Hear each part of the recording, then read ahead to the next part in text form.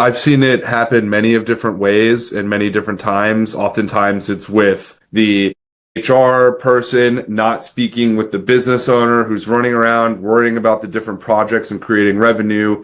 HR is managing the finances or the business inside of it, and they're not speaking with the advisory team or even have an advisory team established to create any sort of cadence of accountability among all the different people. I think where a specific role that a good advisor or strong advisor could fall into for a family that has this need is the role or the idea of a most trusted advisor. Who's going to sit with the matriarch, patriarch, leader of the family and look at all the other people, whether it's the investment advisors, CPAs, attorneys, whoever, and coordinating the conversation among everybody. Because oftentimes when family businesses get to this size, there is an overall coordination gap and the big picture is not understood.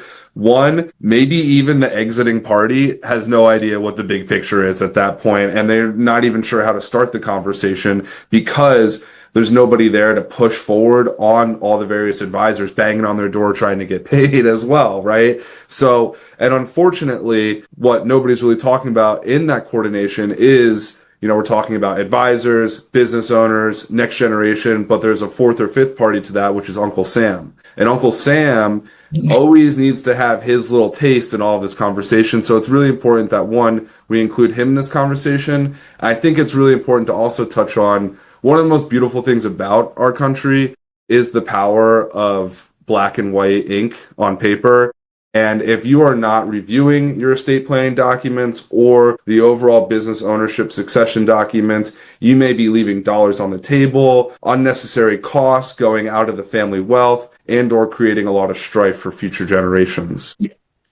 So what are examples of some of the technical things that families think are handled, but oftentimes they're not? Well, oftentimes, there may be an outdated buy-sell agreement when, the owner party brings in the oldest child or the first group, then there's another child that comes into the fray, or maybe they're not talking about considering the business getting to this point where they need to look at estate tax considerations or wealth transfer planning for people outside of it. How are you gifting shares of the business or assets outside of the business to equalize amongst the various generations? And then how do you keep all of that coordinated and discussed so that, again, you can have Thanksgiving dinner at least once a year and saying, hey, pass me the salt instead of, hey, you ruined my life. Because that can happen often. And I've seen it in my own family.